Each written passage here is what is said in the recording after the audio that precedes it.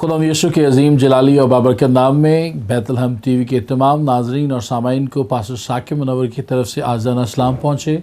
मेरा दिल नहायत खुशी से मामूर है कि माह दिसंबर 2020 में एडवेंट सीज़न में खुदा ने मुझे बैतलहम टीवी के वसीला से आपके साथ कलाम को बयान करने के और कलाम की हकीकतों को आपके साथ शेयर करने का मौका अता फरमाया है, और इसके लिए सारा इज़्ज़त और जलाल मैं खुदा सालूस को देता हूँ, जो हमारा हामी और नासिर है, जो हमें संभालता, बचाता, छुड़ाता और अपने जलाल के लिए इस्तेमाल करता है। नाज़रीन, आए हम खुदा उनके कलाम की तरफ राग़िब हूँ। आज मैं आपके सामने जिस मतन को रखना चाहता हूँ और जिसमें से हम खुदा के कलाम को खुदा रूह कुद्स से सीखना चाहते हैं, वो मीका नबी का सहीफ़ा उसका 5वां बाब और उसकी दूसरी आयत मुबारका है। खुदा उनके कलाम में लिखा है, लेकिन ए बैतलहम अफ़राता, अगरचे तू यहूदा के हज़ारों में शामिल होने के लिए छोटा है, तो भी तुझ में से एक शख्स निकलेगा और मेरे हजूर इसराइल का हाकिम होगा, और उसका मसदर ज़माना साबिक हाँ कदीमुल अय्याम से है। खुदा उनके पाक कलाम का पढ़ा और सुना जाना हम सब के लिए बाइस से बरकत ठहरे। आए एक लम्हा के लिए अपनी आंखें बंद करें, अपने सरों को झुकाएं और दुआ में वक्त गुजारें। कादिम मुतलक आसमानी बाप, खुदा यीशु मसीह नासरी के नाम से हम तेरी पाक बारगाह में झुकते और तेरा शुक्र बजा लाते हैं, तेरे बड़े रहम, फज़ल और तर्ज के लिए जो तू हमारी जानों को दिखाता है। और जिस तरह गुज़िश्ता सालों में, महीनों में, हफ़्तों में, दिनों में तूने हमें संभाले रखा, आने वाले खुदा दिनों, हफ़्तों, महीनों, सालों में भी हमें तेरा ही आसरा है और तुझ पर हमारा भरोसा और तवक्कुल है। इस लम्हा जब हमने तेरे कलाम को खुदा सुनना है, समझना है, बयान करना है, तो मैं अपने आप को और तमाम नाज़रीन और सामाइन को तेरे सामने लाता हूँ। खुदा हम तेरा खादिम होते हुए अपने लिए और दूसरे तमाम उन बहनों भाइयों के लिए जो इस वक्त हमें देख और सुन रहे हैं, तेरे हजूर से बरकत और सलामती को मांगता हूँ और इकरार करता हूँ कि मैं क्या, मेरी बसात क्या, कि तेरे कलाम के एक नुक्ता या एक लफ्ज़ या एक शोशे को भी अपनी मर्ज़ी, अपनी अकल, अपनी दानाई से बयान कर सकूँ। खुदा रूह कुद्स की कुदरत से, जो हमारा बेहतरीन उस्ताद और मददगार है, मेरे ज़हन और ज़ुबान को अपनी तसल्लुत में ले, ताकि तेरे कलाम को बड़ी सच्चाई, दयानतदारी और मतवाज़न अंदाज में तेरे लोगों के साथ बांट सकूं, ताकि ये कलाम हम में से हर एक के दिल में घर करता चला जाए और 30, 60 और 100 गुना फल लाए। खुदा ये सारी दुआ और बरकत तेरे बेटे अपने खुदा यीशु का वास्ता देकर मांगते, सो पा लेते हैं, बख्शते, आमीन। नाज़रीन, खुदा के कलाम में से जिस मतन की हमने अभी तिलावत की है, वो मीका नबी के सहीफ़ा के 5वें बाब की दूसरी आयत है। इससे पहले कि मैं इस आयत मुबारका को आपके सामने रखूं, मैं चाहूँगा कि इसका मुख्तसर तारुफ जो है वो आपके साथ मैं ज़रूर बांटूँ। मीका की किताब यसाया और आमूस की किताब की सिलसिला नबूवत को, या उस तसलसल को जो नबूवती तसलसल है, उसको जारी रखती है और तारीख़ी एतबार से बहुत से वाक़यात को कलम बंद करती है जो 8वीं सदी कबल अज़ मसीह से मुतल्लिक़ हैं या उनसे जुड़े हुए हैं। यसाया ने इसराइल और यहोवा की इखलाकी बेरा रवी और आमूस ने समाजी बेइंसाफ़ियों को मुफस्सल जो है बयान किया है।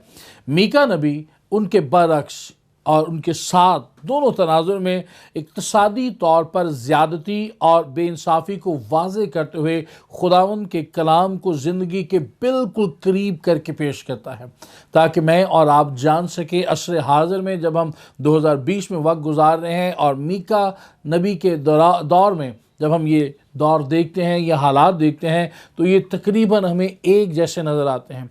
और इससे बाइबल मुक़द्दस की एक और सदाकत बड़े वाज़े तौर पर हमारे सामने आती है, और वो ये है कि बाइबल मुक़द्दस कोई पुरानी किताब नहीं है। तारीख़ी एतबार से तो ये कदीम तरीन इलाहियाती और इलाही किताब है, डिवाइन बुक है, लेकिन इसका जो मज़मून है, इसका जो स्कोप है, वो आज के लोगों के लिए भी, जिसे हम 21वीं सदी के अफराद या लोग या मॉडर्न वर्ल्ड कहते हैं, उनके लिए बिल्कुल उसी तरह हकीकत पर मबनी है। उनके लिए उसी तरह कलाम की बरक़ात शामिल हैं, मौजूद हैं, जिस तरह उस दौर के लोगों के लिए आज से तकरीबन 2000 साल या 3000 साल पहले लोगों के लिए मौजूद थी। तो इसलिए खुदा के कलाम के साथ हमारी कुर्बत, हमारा लगाव, हमारा ध्यान, हमारी मोहब्बत, हमारी अकीदत और बढ़ जाती है कि खुदा अपने वादों में सच्चा और कादिर है।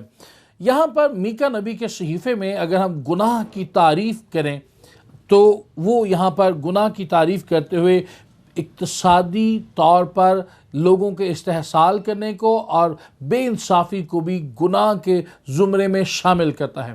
حالانکہ اگر ہم تاریخی اعتبار سے یا جغرافیائی اعتبار سے بات کریں تو یہ گناہ نہیں ہے، یہ جرم کی زد میں یا جرم کی صف میں شامل ضرور ہوتے ہیں۔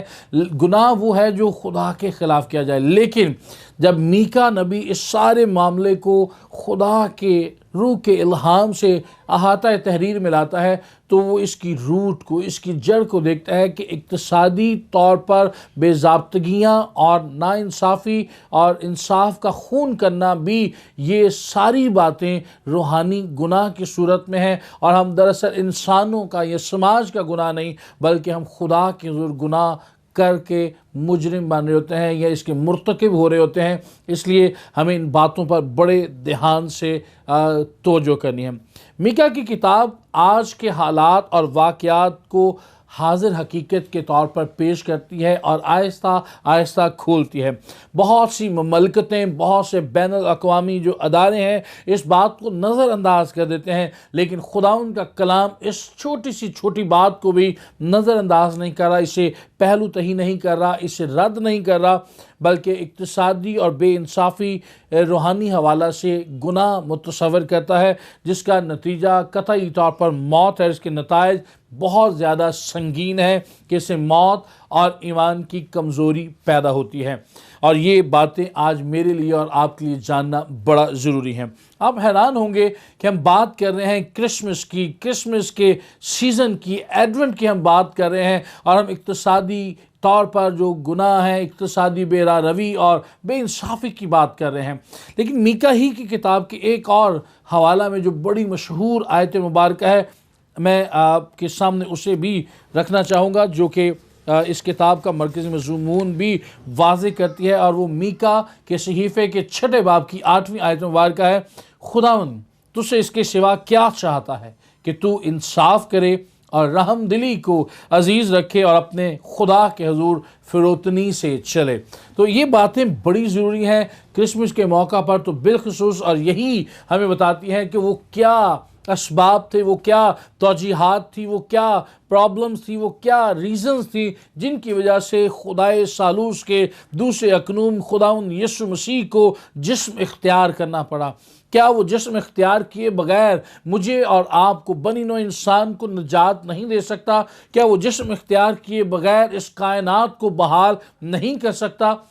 اس کا جواب اس صورت میں ہم دیکھتے ہیں کہ نبی یہ فرماتے ہیں، لیکن اے بیت لحم افراتا، اگرچہ تو یہودا کے ہزاروں میں شامل ہونے کے لیے چھوٹا ہے تو بھی تجھ میں سے ایک شخص نکلے گا اور میرے حضور اسرائیل کا حاکم ہوگا۔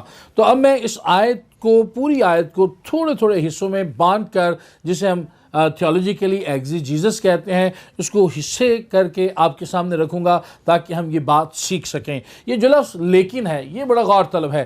یہ لیکن لفظ پیچھے جو آیت مبارکہ ہے یا پچھلا جو باب ہے اس کے ساتھ اس کو جوڑتی ہے، یعنی کہ پہلے بات کی جا رہی ہے اور اس کے ساتھ ایک اضافہ ہے۔ تو تھوڑا پیچھے جائیں تو ہمیں یہ پتہ چلتا ہے اس سے پچھلی آیت میں، اے بنت افواج اب فوجوں میں جمع ہو، ہمارا محاصرہ کیا جاتا ہے، وہ اسرائیل کے حاکم کے گال پر چھڑی سے مارتے ہیں۔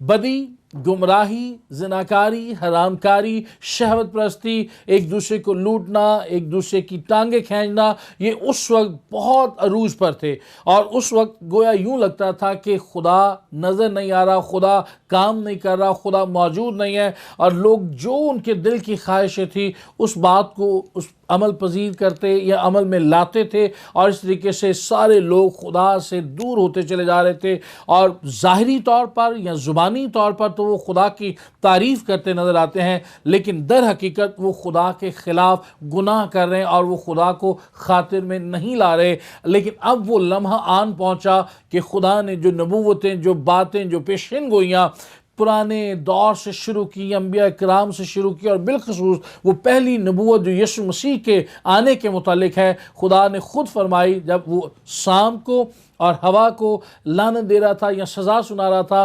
तो ये पेशन गोई हमें पैदाइश 3 बाब की 15वीं आयत मुबारका में मिलती है कि शाम की जो नस्ल है, शाम जो है वो औरत की एड़ी पर काटेगा और औरत की नस्ल जो है उसके सर को अपने पाँव से कुचलेगी। और ये वाज़े तौर पर यीशु मसीह की मुतालिक पेशन गोई है, नबूवत है, जो हमें पूरे बाइबल मुक़द्दस में सबसे पहले हमारे सामने मंजर आम पर आती है।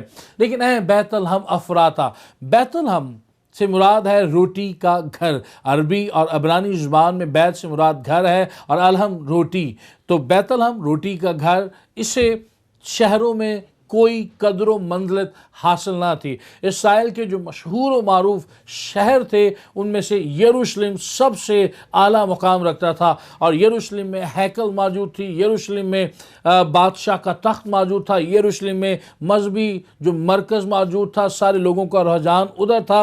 लेकिन एक छोटा सा गाँव जहाँ से दाऊद ने भी अपनी बादशाहत का आगाज़ किया, जहाँ से दाऊद निकला, वहाँ से खुदा इस बात को ले रहा है। तो पहला सबक, पहली तालीम जो मुझे और आपको इस मतन से मिलती है वो ये है कि आप छोटे हैं, आप बड़े हैं, इससे खुदा के नज़दीक कोई बड़ा मार्का नहीं है या कोई मुज़ायका नहीं है। अगर हम छोटे हैं लेकिन हम खुदा के साथ पैवस्ता हैं, अगर हम गुमनाम हैं लेकिन हम खुदा के साथ वाकिफ़ हैं, हम खुदा की शख्सियत से वाकफियत हासिल करते हैं, अगर हम छोटे हैं और रद्द किए जाते हैं लेकिन हम खुदा के खौफ में और पाकीज़गी में ज़िंदगी बसर कर रहे हैं, तो हम ये इत्मीनान रखें, हम ये तसल्ली रखें कि हमारा खुदा हम पर रहम करने के लिए तैयार है। वो हमारा खुदा हमारा हरावल और चंडावल है, जिसने मुझे और आपको खलक किया, जो मेरी और आपकी ज़रूरतों बल्कि ख्वाहिशों से भी वाकिफ़ है। वो यहोवा यरी बनकर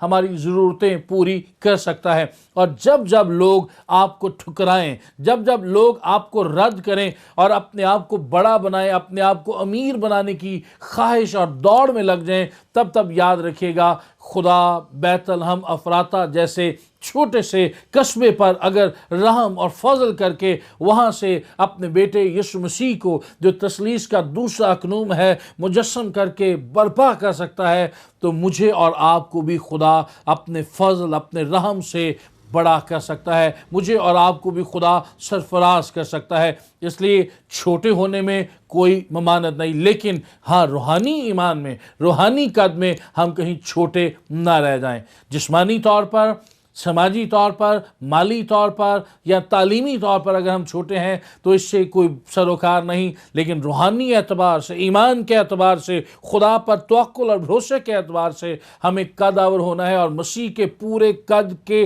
अंदाज़ा तक पहुँचना है। और फिर देखिएगा कलाम खुदा ये फरमाता है, वो हमें घूरे से उठाकर अपने तख्त पर बिठाता है। हम कोई कौम ना थे, हमारी कोई शनाख्त ना थी, लेकिन खुदा यीशु मसीह की इस अमली मोहब्बत ने, खुदा की मोहब्बत ने, यीशु के इस कुर्बानी, इस बलिदान ने हमें वो मुकाम दे दिया जो दुनिया के उमरा, दुनिया के सरदार, दुनिया के रईस लाखों करोड़ों डॉलर, रुपए, यूरो देकर भी खरीद नहीं सकते। वो दुनिया का सोना, ज़र और जवाहर देकर भी इस शनाख्त को खरीद नहीं सकते जो शनाख्त आपके पास है और मेरे पास है कि हम खुदा के फर्जंद हैं। और कलाम इस बात की तस्दीक करता है कि जितनों ने उसे कबूल किया उसने उन्हें खुदा का फर्जंद बनने का हक बख्शा है। नाज़रीन, आगे बढ़ें तो यहूदा के हज़ारों में शामिल होने के लिए छोटा है, तो भी तुझ में से एक शख्स निकलेगा।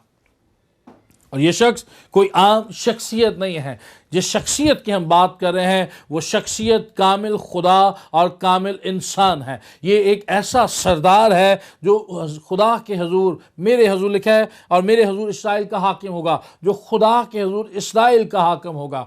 यहाँ पर तो अल्फाज इसराइल का हाकिम है, लेकिन जब हम पूरे तौर पर पूरी बाइबल मुक़द्दस से वाक़फ़ियत रखते हैं, पुराने और नए दोनों अहूद का मुताला करते हैं, तो खुदा अपने आप को सिर्फ इसराइल तक महदूद और मसदूद नहीं کر رہا، بلکہ خدا عالمگیر خدا ہے، ساری قوموں کا خدا ہے۔ وہ یہ فرماتا ہے کہ ساری زمین اس کی ہے، سارا آسمان اس کا ہے۔ پھر یسوع مسیح نے اپنے صلیبی کفارہ کے بعد جب وہ مردوں میں سے جی اٹھا، آسمان پر صعود فرمانے سے پہلے وہ یہ فرماتا ہے متی کی انجیل 28 باب کی 18ویں آیت مبارکہ میں کہ آسمان اور زمین کا کل اختیار مجھے دیا گیا ہے۔ یہ شخص کوئی عام شخص یا کوئی عام فرد نہیں ہے، یہ وہ شخص ہے جو کامل خدا اور کامل انسان ہے۔ یہ وہ ہے جو انسانی خواہش سے پیدا نہیں ہوا، یہ وہ شخص ہے جو انسانی سلطنت حاصل کرنے کے لیے پیدا نہیں ہوا، یہ وہ شخصیت ہے جو دنیا پر راج کرنے کے لیے، ان پر زور اپنا تسلط قائم کرنے کے لیے نہیں، بلکہ یہ لوگوں کے دلوں پر راج کرنے والی وہ شخصیت ہے جو تثلیث کا دوسرا اقنوم میرا اور آپ کا نجات دہندہ ہے، جو زور و جبر سے نہیں بلکہ اپنی محبت سے، اپنی میٹھی باتوں سے، اپنے کلام سے، اپنے معجزات سے، اپنی برکتوں سے ہمارے لیے دروازے کو کھول دیتا ہے۔ اور جو کوئی بھی اس کے پاس آتا چلا جاتا ہے وہ پہلے سا رہ نہیں جاتا، بلکہ وہ نئی مخلوق بنتا چلا جاتا ہے اور اسے وہ استحقاق مل جاتا ہے جیسا میں نے پہلے عرض کیا کہ جو دنیا جائیداد، دولت، زر و جواہر سے خرید نہیں سکتی۔ یعنی میں اور آپ خدا کو اپنا ابا، اپنا باپ، آسمانی باپ کہہ کر پکار سکتے ہیں، اور یہ استحقاق کسی اور کے پاس ہے ہی نہیں اور نہ ہو سکتا ہے۔ یہ سردار جو پیدا ہوا ہے یا یہ سردار جو نکلا ہے، یہ دو خصوصیات نمایاں طور پر رکھتا ہے۔ ایک تو یہ کہ وہ خدا کے حضور اسرائیل کا حاکم ہوگا، اور دوسری یہ کہ اس کا مصدر زمانہ سابق یعنی قدیم الایام سے ہے۔ وہ انتہائی زمین تک یعنی پوری دنیا، every knock and corner of this world, وہ ساری دنیا پر انتہائی زمین تک بزرگ ہوگا، اور وہی کل اسرائیل کی سلامتی ہوگا۔ اس اسرائیل کی جس کی میں اور آپ بات کرتے ہیں، یا جو ہمارے ذہن میں اسرائیل کا نام لیتے آ جاتا ہے، صرف یہ بات اس کی نہیں ہے۔ اب میں اور آپ کلیسیا بھی اسرائیل کا حصہ ہے، یا اسرائیل نیا اسرائیل کہلاتے ہیں۔ اس لیے جب یہاں پر اسرائیل کی بات کی جا رہی ہے تو یہ کسی جغرافیائی ملک کی بات نہیں ہے۔ خدا کے وہ تمام لوگ جو کسی بھی رنگ، کسی بھی مذہب، کسی بھی قوم، کسی بھی لغت سے تعلق رکھتے ہیں، وہ سارے خدا کے خاندان کا حصہ ہیں۔ اور یہاں پر جو لفظ استعمال ہوا ہے اس کا مصدر زمانہ سابق یعنی قدیم الایام سے ہے۔ اگر آپ دانییل کی کتاب کا مطالعہ کریں تو وہاں پر قدیم الایام کو خدا کے طور پر پیش کیا گیا ہے، یا قدیم الایام کے لیے خدا کا لفظ استعمال ہوا ہے، یعنی خدا ہے جو قدیم الایام ہے، جو ابتدا سے ہے، جو انتہا ہے، جو اول اور جو آخر ہے، جو الفا اور اومیگا ہے۔ نہ اس سے پہلے کوئی خدا تھا، نہ اس کے بعد کوئی خدا ہوگا۔ خدا کا نہ کوئی آغاز ہے، نہ کوئی اختتام ہے، اور مصدر سے مراد ہے شروع ہونا۔ تو یہ ذرا غور کیجئے گا کہ یسوع مسیح کا جو شروع ہے وہ قدیم الایام سے ہے، اور اس لیے بجا طور پر یوحنا کی انجیل میں یسوع نے یہ دعویٰ کیا کہ الفا اور اومیگا میں ہوں، اول اور آخر میں ہوں، ابتدا اور انتہا میں ہوں۔ اور پھر ایک موقع پر فقی فریسیوں نے یسوع مسیح سے یہ سوال کیا ابراہیم کے تعلق سے، تو یسوع مسیح نے بڑی دلیری کے ساتھ ببنگ دہل یہ بات کی اس سے پہلے کہ ابراہیم پیدا ہوا میں ہوں۔ اور یہ ہمیں خروج کی اس کتاب کی طرف، اس واقعے کی طرف ہمیں لے چلتا ہے جب موسیٰ نے خدا کا نام پوچھا تو خدا نے اسے کہا میں جو ہوں سو میں ہوں نے تجھے بھیجا ہے، میرا یہی نام جا کر بتانا۔ ہم دوسری بات یہ کرنا چاہتے ہیں کہ کیوں، وہ کیا وجہ تھی، وہ کیا وجوہات تھیں جس کے سبب سے یسوع مسیح کو مجسم ہونا پڑا، جسم اختیار کرنا پڑا، اور ہم بڑا دن یا کرسمس مناتے ہیں۔ کیا یہ ممکن نہیں تھا کہ خدا بغیر تجسم اختیار کیے ہمیں شفا دے دیتا، ہمیں رہائی دے دیتا، ہمیں نجات دے دیتا؟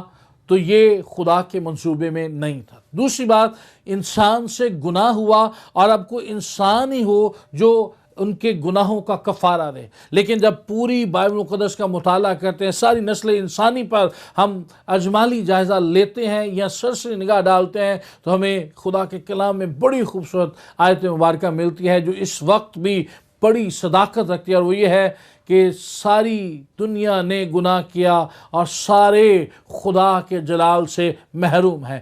کوئی انسان، کوئی نبی، کوئی پیغمبر، کوئی بادشاہ، کوئی قاضی ایسا نہ تھا جس کی ذات میں گناہ نہ تھا۔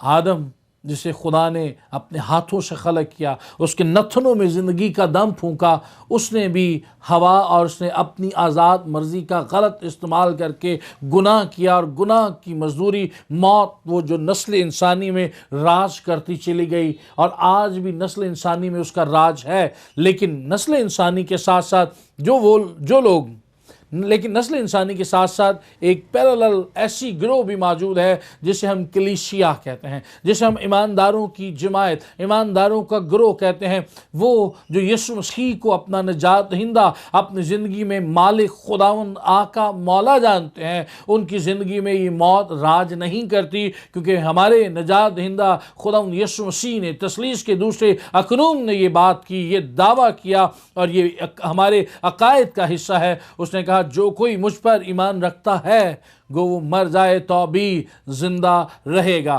ہمیں موت سے ڈر نہیں ہے، ہمیں موت کی پرواہ نہیں ہے۔ موت تو دراصل ایک طرح سے دروازہ ہے، ہم موت سے گزر کر، اس دروازے میں سے گزر کر اپنے خالق حقیقی کو دیکھتے ہیں، اس کے ساتھ ابدیت میں وقت گزاریں گے۔ تو نسل انسانی نے گناہ کیا، اب کسی ایسی شخصیت کی ضرورت تھی کہ جو انسان بھی ہو اور اس کی ذات میں گناہ بھی نہ ہو۔ اب جب ساری زمین پر نگاہ ڈالی گئی یا سب کو دیکھا گیا تو کوئی ایسا نہیں تھا جس کی ذات میں گناہ نہ ہو۔ خدا نے ایک شخصیت کو کہا کہ یہ میرے دل کے موافق مجھے مل گیا ہے، لیکن اس سے بھی گناہ سرزد ہوئے۔ آپ داؤد کی بات کر، ابراہیم نے جھوٹ بولے، اور انبیاء کی اگر آپ بات کریں تو وہ آپ کے سامنے سارے واقعات ہمیں بائبل مقدس میں ان کے ملتے ہیں۔ لیکن اب ضرورت تھی کوئی ایسی شخصیت جو کامل انسان ہو، اور انسانوں میں یہ ممکن نہیں تھا۔ تو اس لیے پیدائش 3 باب کی 15ویں آیت کی وہ پہلی پیشین گوئی، وہ پہلی نبوت جو خود خدا نے کی اور یسوع مسیح کے متعلق تھی، وہ پوری ہوئی کہ عورت کی نسل جو یسوع مسیح ہے، جو یہاں پر حاکم کے طور پر اسرائیل کا حاکم ہوگا، جس کا مصدر زمانہ سابق، قدیم الایام سے ہے، اس کو جسم اختیار کرنا پڑا، اور یونانی میں ایک لفظ ہے کینوسس۔ کینوسس سے مراد ہے اپنی رضامندی سے، والنٹیرلی، رضا کرانہ طور پر اپنا اختیار چھوڑنا، اپنا تخت و تاج چھوڑنا، اپنے آپ کو غریب بنا لینا، اور یسوع مسیح نے یہ کیا۔ اس نے میری اور آپ کی نجات کی خاطر مجھے اور آپ کو گناہوں، ابلیس، موت اور گناہ سے بچانے کے لیے اس نے اپنے آپ کو خالی کر دیا، اور یہاں تک پست کیا کہ وہ بشر، انسان بن گیا۔ اور ایسے انسان کی ضرورت تھی جس کی ذات میں گناہ نہ ہو۔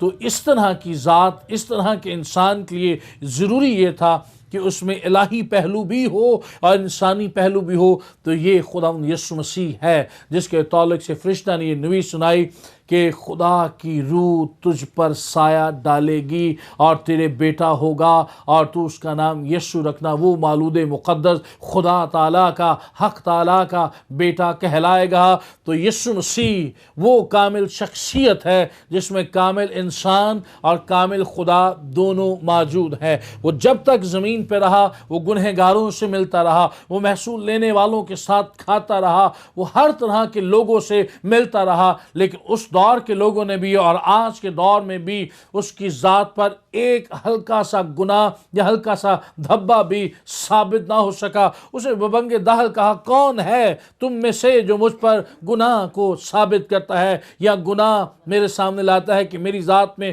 گناہ ہے؟ اور وہاں پر کوئی ایسی شخصیت نہ ملی جو اس پر انگلی اٹھا سکے۔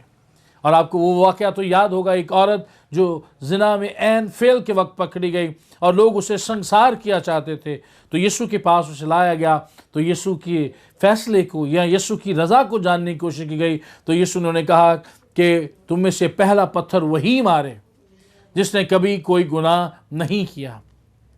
اور آہستہ آہستہ وہاں سے سارے لوگ چلے گئے، صرف وہاں پر ایک شخصیت رہ گئی، اور وہ خداوند یسوع مسیح کی ہے۔ اس بیان سے، اس واقعے سے بھی ہمیں پتہ چلتا ہے کہ یسوع کی ذات میں گناہ نہیں۔ تو اب وہ خدا جو تثلیث کا دوسرا اقنوم ہے، جو اول اور آخر ہے، उसने जिस्म इख्तियार किया, वो मुजस्सम हुआ, वो इंसान बना और एक ऐसी जगह पर रहा जिसे मैं और आप शायद जहाँ पर जाना या अपने बच्चों को वहाँ ले जाना भी आज के दौर में पसंद ना करें। और ये भी ज़रा गौर कीजिएगा अखलाकी तौर पर कितना इन्हतात है, कितनी गिरावट है कि ऐसी हालत में जब एक औरत को इंतहाई निगहदाश्त की, हिफाजत की, तहफ़्फ़ुज़ की ज़रूरत होती है और आराम की ज़रूरत होती है, उस दौर में भी लोग इस कदर नफ्सा नफसी के शिकार थे, इस कदर मसरूफ़ थे, ख़ुद गर्जी का खौल उन्होंने चढ़ा लिया था। यह मजहबी लिबादा सिर्फ रस्मी तौर पर उन्होंने ओढ़ रखा था कि एक ऐसी हामिला खातून के लिए जो दूर से सफ़र तय करके आई है, उसके लिए सराय में कोई जगह देने के लिए तैयार ना था। और जब यीशु पैदा हुए तो वो चरनी में पैदा हुए जहाँ पर जानवर अपना चारा खाते हैं। तो यीशु ने अपने आप को इस कदर गरीब, इस कदर पस्त कर लिया ताकि मैं और आप सर बुलंद किए जाएं, मैं और आप सरफराज किए जाएं। हम मौत की गहराइयों से निकलकर ज़िंदगी की वादियों में यीशु का हाथ पकड़कर चलें फिरें। वो जो ज़िंदगी का मंबा है, वो जो मोहब्बत का मंबा है, जिससे मोहब्बत के दरिया और समंदर जारी होते हैं, उसने अपना बलिदान देकर मुझे और आपको छुड़ाया है, बचाया है। तो इसलिए मैं आपको ये बताना चाहूँगा कि क्रिसमस का मौका, क्रिसमस का दिन हमें ये तालीम देता है कि ये मोहब्बत का दिन है। इसे मोहब्बत के तौर पर मनाया जाए, एक दूसरे से मोहब्बत का इजहार किया जाए, जो नाराज़ हैं उन्हें मनाया जाए, जिनसे आपको माफ़ी मांगनी आप उससे माफ़ी मांगे। यीशु ने तजस्सुम इख्तियार किया, यही इस बात की बड़ी गमाजी करता है कि उसने अपना सब कुछ छोड़कर अपने आप को हलीम और पस कर लिया ताकि मैं और आप दोबारा बाप से मिल जाएं। हमारा मिलाप उसने दोबारा खुदा से करा दिया। तो क्रिसमस के मौका पर मैं और आप भी एक दूसरे से मिलाप करें, नाराज़गियाँ दूर करें, लड़ाइयाँ ख़त्म करें और एक दूसरे के हाथ में हाथ पकड़ कर हम खुदा के नाम को इज़्ज़त और जलाल दें। आखिरी बात मैं आपके साथ ये कहना चाहूँगा, जब जब यीशु मसीह आया या जब जब खुदा आया तो वहाँ पर रहाई और अदालत दोनों काम ज़हूर में आए। अब खुदा यीशु मसीह या खुदा अगर वो ज़ाहिर हुआ है, उसके ज़हूर हुए हैं, तो तब भी रहाई और अदालत है, और अगर अब वो मुजस्सम हुआ है तो तब भी रहाई और अदालत साथ साथ चलते हैं। सबसे पहली बार जब खुदा ने कहा कि मैं उतरा हूँ या वो ज़मीन पर आने की बात करता है, तो खरूज की किताब में हमें ये वाक़या मिलता है जब वो मूसा से कहता है, मैंने अपने लोगों का, इस्राएल का रोना, उनका आहो नाला सुना है और अब मैं उतरा हूँ, नीचे उतरा हूँ ताकि उनको बचाऊँ, उनको छुड़ाऊँ, उनको संभालूँ।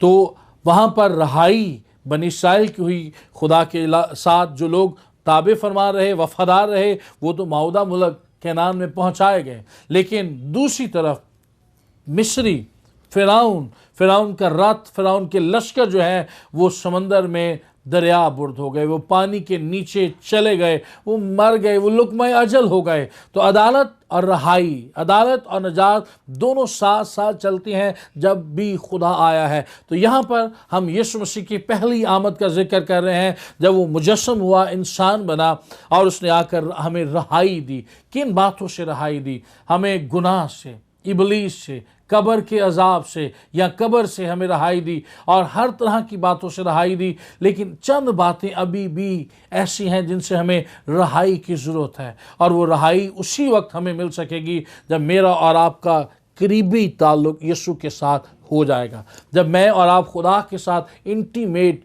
गहरे ताल्लुक़ में आ जाएंगे। और वो किस चीज़ से रहाई है, उनकी सरसरी सी फहरिस्त मैं आपको गिनवाना चाहता हूँ।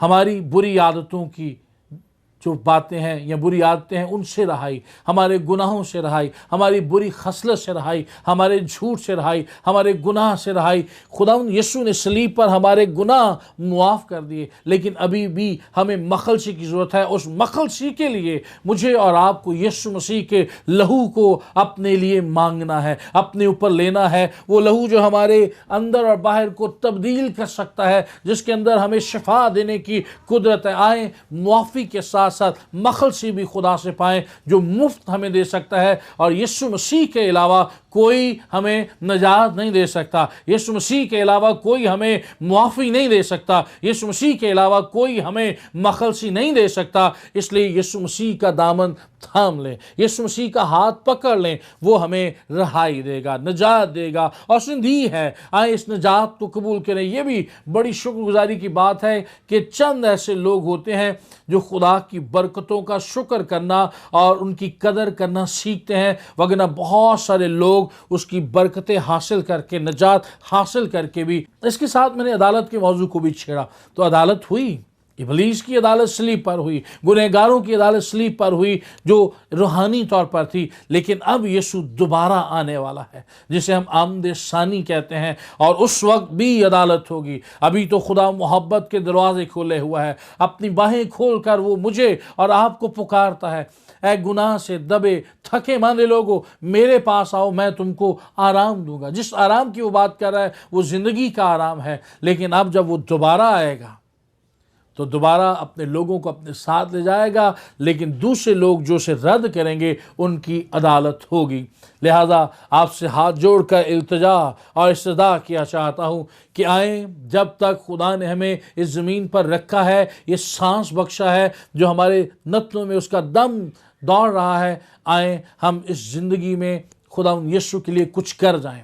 आएँ ऐसी दुआएं करें, आएँ ऐसी रफ़ाक़तें बढ़ाएं, आएँ ऐसी समाजी कुर्बतें बढ़ाएं जिससे लोग हमारे किरदार, हमारी गुफ्तगू, हमारे रवैये, हमारे मिजाज से खुदावंद यीशु मसीह को अपना नजात दहिंदा और खुदावंद जान लें। कलीसिया आप खुदावंद का वो टूल है, खुदा का वो ज़रिया है जो खुदा की तालीमात, खुदा के मिशन को आगे बढ़ाए हुए हैं, और जहाँ जहाँ कलीसिया है वहाँ वहाँ सलामती और इत्मीनान है। एक आखिरी मिसाल मैं आपको दिया चाहता हूँ, ये मैंने डॉक्टर रेवरेंड नईम नासिर साहब, ये मिसाल मैंने डॉक्टर रेवरेंड नईम शाह साहब से सुनी, इसलिए मैं उन्हीं का नाम लेकर इसको जिक्र करना चाहता हूँ, इसको आपके साथ बांधना चाहता हूँ। और ये एक तारीखी बात है। उन्होंने फरमाया कि जिस रात अफ़गानिस्तान में आखिरी विजिबल चर्च, यानी जो चर्च बिल्डिंग है, चर्च की इमारत जो है उसको मस्मार किया गया, उसी रात रूस अपनी फ़ौजें लेकर अफ़गानिस्तान में दाखिल हो गया, और आज तक अफ़गानिस्तान से लड़ाई झगड़े दहशत गर्दी नहीं रुकी।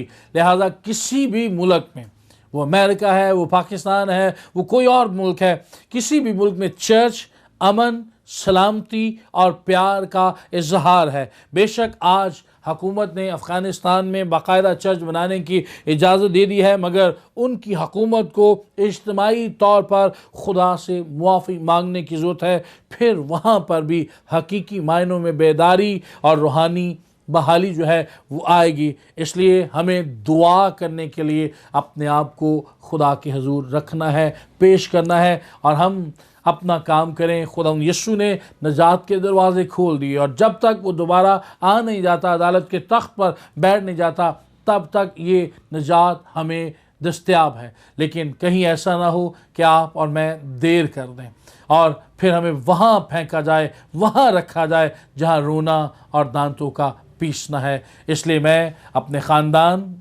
बैतलहम टीवी की तरफ से आपको क्रिसमस की और बड़े दिन की खुशियाँ मुबारक कहना चाहता हूँ, इसकी खुशियाँ देना चाहता हूँ और चाहता हूँ और दुआ करता हूँ कि खुदावंद आपको इस क्रिसमस पर और आने वाले साल में कसरत की बरकत दे, सरफराजी अता फरमाए। लेकिन इसके साथ साथ हमें अपनी ज़िंदगी के दिन गिनना सिखाए, ताकि हम खुदावंद यीशु के इस बड़े बलिदान, इस बड़े कफ़ारे की कदर कर सकें, इस नजात की कदर और मंज़लत को हासिल कर सकें और खुदा का शुक्र अदा कर सकें, और हमारे दिल शुक्रगुजारी से भर जाएं। मेरा ईमान है कि आपने इस कलाम के वसीला से बरकत पाई है, और मैं आपसे ये ज़रूर दरख्वास्त करूँगा कि इस कलाम पर गौर कीजिएगा, इस कलाम को दोबारा से लोगों के साथ शेयर कीजिए, बांटिए, और हमारे चैनल को भी ज़रूर सब्सक्राइब कीजिए। खुदा आपके साथ हो और आपको बरकत दे। आमीन।